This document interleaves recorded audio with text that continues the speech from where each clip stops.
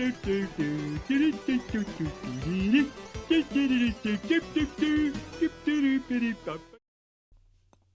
is Nightmare House for Windows PC, a horror game published by BitRock Games and released in March of 2024. This is a smaller studio type of a game. It's a focused horror experience. There appear to be a lot of these types of smaller games floating around Steam these days, and they generally don't cost too much. I suppose you want it scaled with the time that you could get from the experience. This one took me about 2.5 hours to beat, I think, which was way too long. At first I started this video as a Let's Play, but after an hour and a half of relatively uncaptivating footage of me just trying to work out patterns, I switched over to a review. Seriously, I was avoiding trying to find any spoilers or hints online as I played.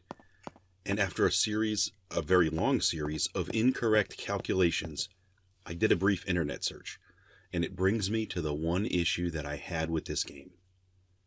The instructions are only available in English on the Steam page, and I didn't know this when I started to play.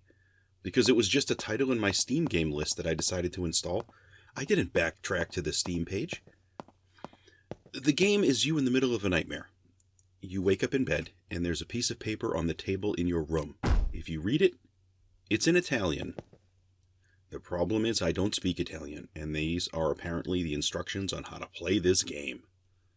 I don't know why they'd localize the game to English, and then neglect the most important part, which would be the instructions. When I play games, I have an expectation to be able to learn how to play the game from the game itself. When I have to go to an external site, it confuses me. We don't print manuals with games anymore, so everything has to be included in the game.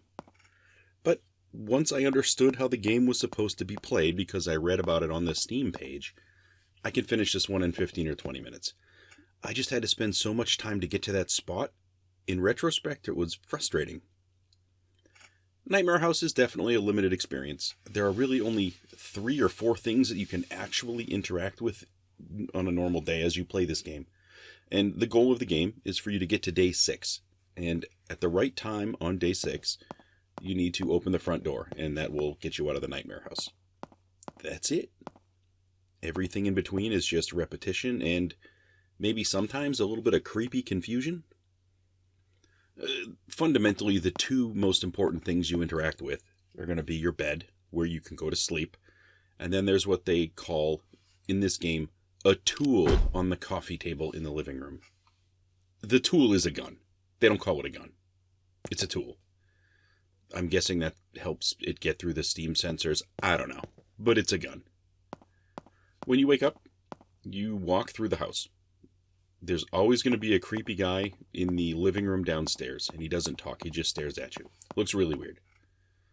The goal is just to look around the house and look for what they call an anomaly. Some of these are going to be super obvious, and others are not going to be obvious, because I haven't found them all. If you find an anomaly in the house, you use the gun on the coffee table, you shoot yourself, which resets the day. If you look around and find no anomalies, you just go upstairs and go to bed, and that should progress you to the next day. The goal is to go to sleep in bed 5 times in a row to get you to the last day, after you found no anomalies. If you miss an anomaly and go to bed, it resets you to day 1. If you use the gun on a day where there are no anomalies, it resets to day 1 as well. On day 6, you can use the front door to beat the game if there is no anomaly present. If you try to use the front door before day 6, or on a date where there is an anomaly, the creepy guy in the chair suddenly appears behind you. It's a big loud noise and his head shakes. It's weird looking, and then you start over from day 1. So you got to get to the last day, and if there is an anomaly, you got to use the gun. And then you go through the day until there's no anomaly on day 6, and then you go out the door. We don't really have blood and guts in this game. No weapons, no guns. At least none that I found. But there are some, I guess, creepy moments when you find some of these anomalies. After you beat the game, if you play it again, there is going to be a note on the wall all of a sudden in your bedroom, and it tells you how many anomalies you have left to find.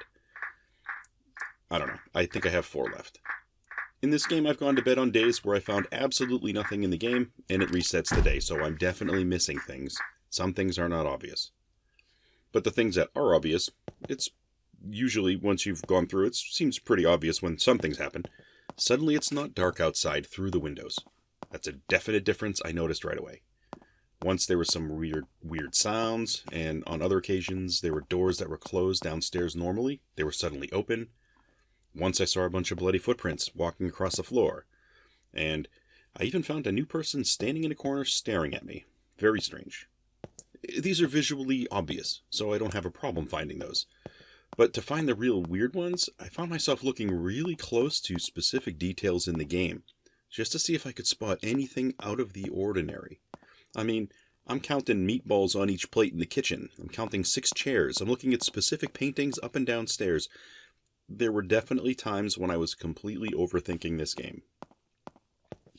It's definitely a smaller experience, and maybe it feels a little bit more like a proof of concept or a tech demo. It's really large in terms of install size for the volume of game you get. It's like 5 gigabytes in size, and I'm guessing a lot of this is going to the graphics or the sounds. As a result of the size, I really came into this expecting it was going to be a much larger game. I mean, once again, my Steam list is so long, I don't go into deep research onto a game before I install and play it. I just click it, install it, and experience it, and I just wanted more from this one. I expected it was going to be larger. I really wanted to see more of the house. It's currently not like it's built like a normal dwelling. This isn't a real house. And my brain wanted to see other rooms. I see interior closet doors that look like exterior doors to me. And there are no bathrooms on the first or second floor. If this is a house, if this is all the house has to offer, if it were a real house, it would have a very strange shape from the outside. That's where my brain goes when I'm in a house like this. I'm wondering if it's real, and I'm trying to figure out the floor plan. But this is a nightmare game, so I have to give you latitude when it comes to a game reality. Because it's a dream. So I just have to deal. And now, of course, I don't understand the layout, and I wanted this game to be longer, but I do have to say, the graphics do look amazing. I mean, the textures they used really work. It's a creepy enough house by itself. I mean, you can read the titles of the books on the various shelves. I think that's something I really wasn't expecting. And there's just a lot of detail when you're looking at the specific assets, and I think it works here. So it looks great, there's just not a ton of things to do, and you can wrap it up without too much fuss. I just wish there were more. Well, that's all I have today for Nightmare House for Windows PC. Thank you for stopping by to take a look, and hope to catch you on another video.